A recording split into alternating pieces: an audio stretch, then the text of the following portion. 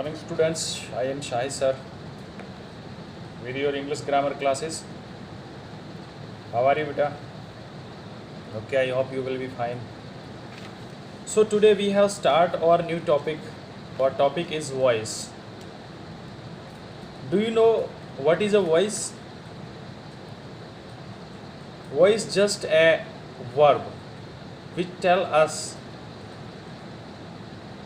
ये बताती है कि सब्जेक्ट सेंटेंस में सब्जेक्ट क्या करता है या काम सब्जेक्ट के लिए हो रहा है, यानी जो सब्जेक्ट है वो क्या काम करता है या उसके लिए क्या काम किया जाता है, तो वो हमें एक्टिव वॉइस पैसिव वॉइस से पता चलता है। मैं आपके सामने एक एग्जांपल बोलता हूँ, आप थोड़ा ध्यान से सुनना।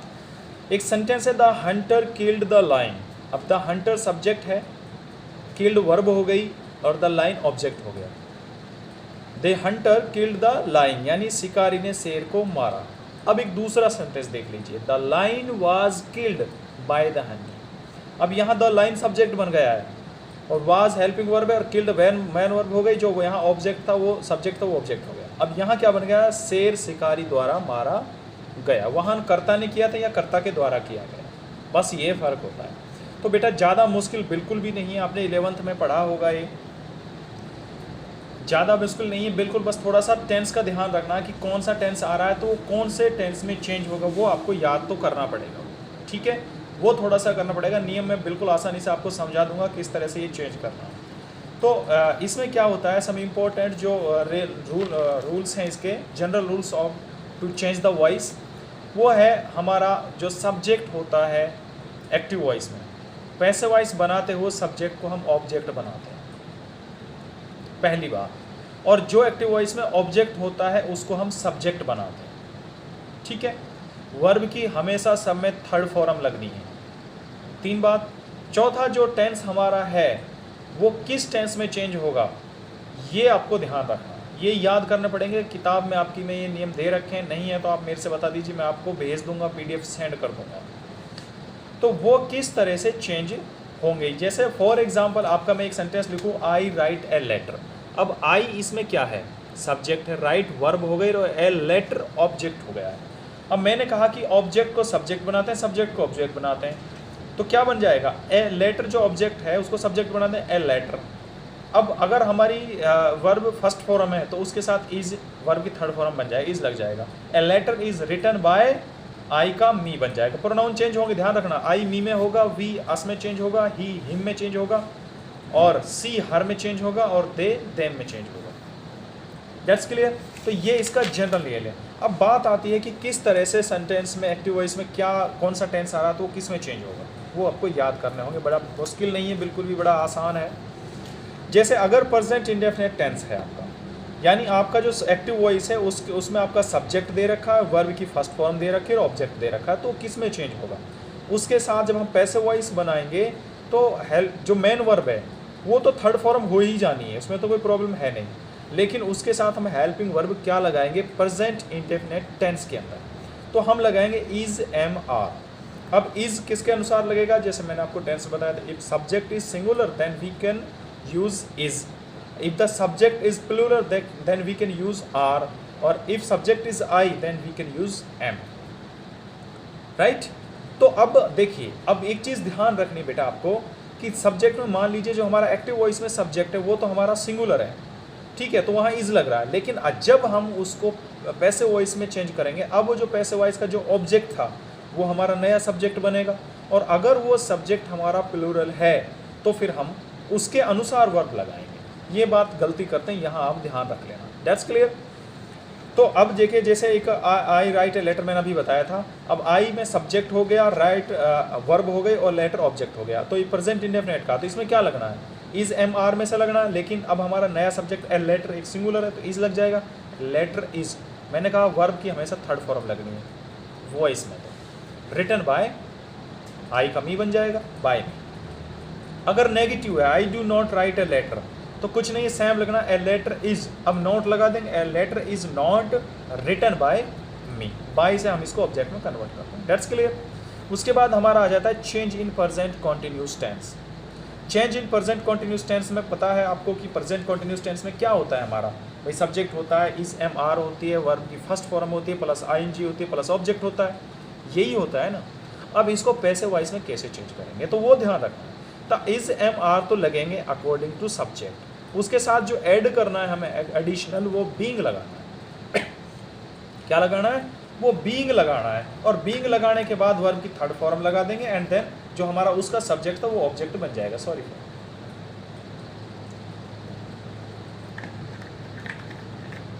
That's clear. अब आगे देखिए, मैं एक सेंटेंस बोलता हूँ, they are building a new house. अब दे यहाँ पर प्लूरल है इसलिए आर लग रहा है, they are building a new house, present continuous tense है। अब इसको हम पैसिव वॉइस बनाएंगे, तो ए न्यू हाउस हमारा नया सब्जेक्ट बनेगा, सिंगुलर हो गया ना, तो अब इज लगेगा। ए न्यू हाउस इज, मैंने कहा एडिशनल बीइंग लगाने प्रेजेंट कॉन्टिन्यूस टेंस में। A new house is being built by, verb की थर्ड फॉर्म हो जाएगी, बाय, दे का दे में चेंज हो जाएगा। बिल्कुल आसान है बेटा, कोई प्रॉब्लम ही नहीं है, बस ये चीज़ ध्यान रखना, ठीक है। तो इस तरह से ये सारे टेंस चेंज परफेक्ट हमारा पास्ट में चेंज होगा, किस में होगा, बी लग जाएगा। और हमारा पास्ट इंडेफिनेट किस में चेंज होगा, वो तो आपको याद करना पड़ेगा। अगर आपके पास है तो उसमें देख लेना, नहीं है तो मैं आपको पीडीएफ भेज दूंगा, मुझे आप मैसेज में लिख कर भेज देना, सर पीडीएफ सेंड कर दो, ठीक है। तो ये नियम आपको करने पड़ेंगे, तो याद रखने पड़ेंगे। अब जो इसमें दूसरी चीज़ आती है वो आती है फ्यूचर में भी कैसे करेंगे, सेम करेंगे हम उसमें। भाई सेल विल लगेगा, उसके साथ बी लगा देंगे, वर्ब की थर्ड फॉर्म लगा देंगे। अगर सेल आर विल आ रहा है तो उसके साथ हम सब्जेक्ट जो सेल के बाद शेल या विल के बाद बी लगाएंगे और वर्ब की थर्ड फॉर्म लगा देंगे। परफेक्ट में भी ऐसे ही सेल हैव बीन आएगा, उसमें सेल हैव आ रहा है, अगर पहले सेल हैव आ रहा है तो उसके साथ बीन ऐड कर देना, वर्ब की थर्ड फॉर्म लग जाएगी। That's clear. अब जो बात आती है, जो थोड़े ध्यान रखने की बात है, वो ये है कि जो कोई भी मॉडल आ जाए उसके साथ में आप बी लगाएंगे।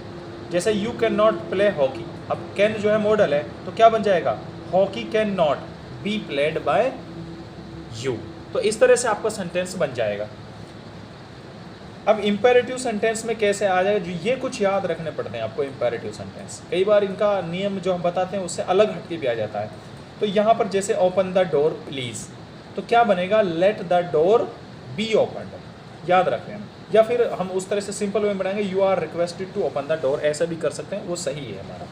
Do not pluck the flower, मैंने आपको ये नरेशन में बताया था, यहाँ भी बता रहा हूँ, 100% इसको याद कर लेना। Do not pluck the flower, अगर हम नरेशन में तो क्या लिखते हैं, you are forbidden, you are forbid, लेकिन यहाँ फॉरबिडन करना है आपको, you are forbidden to pluck the flower, इसको रट लेना, ये पेपर में आता है बहुत ज़्यादा। अब चेंज इन प्रीपोजिशनल सेंटेंस, अब कई बार प्रीपोजिशन भी अगर आ गए, अभी तो हमारा सब्जेक्ट था, हेल्पिंग वर्ब थी, मैन वर्ब था और ऑब्जेक्ट था, अगर प्रीपोजिशन भी आ जाए तो कैसे करेंगे, बिल्कुल सिंपल है, कोई नहीं है, जैसा सेम उसी के पैटर्न पे करना है। मैं एक सेंटेंस बनाता हूँ, दे ऑब्जेक्टेड टू माई प्रपोजल। अब दे हमारा सब्जेक्ट हो गया, ऑब्जेक्टेड हमारी वर्ब हो गई, टू प्रीपोजिशन आ गई और माई प्रपोजल ऑब्जेक्ट है। अब इसको कैसे बनाएंगे, कुछ नहीं, बिल्कुल उसी वे में बनाएंगे। माई प्रपोजल, अब ऑब्जेक्टेड हमारा कौन सा टेंस है, पास्ट इंडेफिनेट है, तो पास्ट इंडेफिनेट किस में चेंज होगा, पास्ट, इसके साथ वाज वर्ब लग जाएगा, वाज लग जाएगा हमारा। तो द माई पर देख लीजिए एक बार पीछे जाकर देखिए, हमारा पास्ट इंडेफिनेट टेंस किस में चेंज हो रहा है, सिंपल पास्ट जो टेंस है हमारा, तो वो कह रहा है कि उसके साथ वाज वर्ब लग के वर्ब की थर्ड फॉर्म लगेगी। यह नियम पढ़ लेना बेटा। तो हमारा लगेगा दे माई प्रपोजल वाज, अगर यहाँ प्लूरल होता तो वर्ब लगता, माई प्रपोजल वाज ऑब्जेक्टेड, वर्ब के बाद टू को प्रीपोजिशन को पुट कर देंगे एंड देन बाय लगा के ऑब्जेक्ट को सब्जेक्ट बना देंगे, सब्जेक्ट को ऑब्जेक्ट बना देंगे। तो my proposal was objected to by them, that's clear. अब दूसरा एक चीज़ और आ जाती है, कई बार इसमें डबल ऑब्जेक्ट आ जाते हैं, तो कुछ नहीं है, कोई से को भी पहले सब्जेक्ट बना लो, बिल्कुल उसी तरह बनेंगे। जैसे ही give me a beautiful watch, he subject हो गया, गिव वर्ब हो गई, मी ऑब्जेक्ट हो गया, सेंटेंस पूरा। लेकिन ए ब्यूटीफुल वॉच एक दूसरा ऑब्जेक्ट हो गया। अब यहाँ दो ऑब्जेक्ट हो गए हैं, तो ज़्यादा घबराने वाली बात नहीं, कोई से ऑब्जेक्ट को पहले उठा लो। तो मैं दोनों को उठा रहा हूँ, पहले मैं उठा रहा हूँ आपको a beautiful watch, he give me, I को उठा रहा हूँ, तो आई मी जो है आई में चेंज हो जाएगा, आई, तो गिव हमारा पास्ट टेंस है इसलिए वाज लग जाएगा, आई वाज गिवन।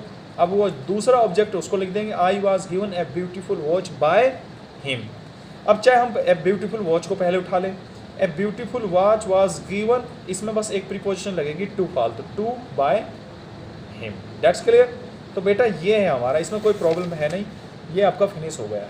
फिर भी कोई प्रॉब्लम है तो आप मेरे से पूछ लेना है, ठीक है। तो आपकी ग्रामर हो गई फिनिश, और ये हो गया बेटा 12 नंबर के आपके 12 नंबर के आएंगे, 15 आएंगे, जिसमें से 12 करने हैं आपको, तो 12 नंबर आ जाने चाहिए। फिर कोई प्रॉब्लम है तो एक बार और रिवीजन करा देंगे, ठीक है।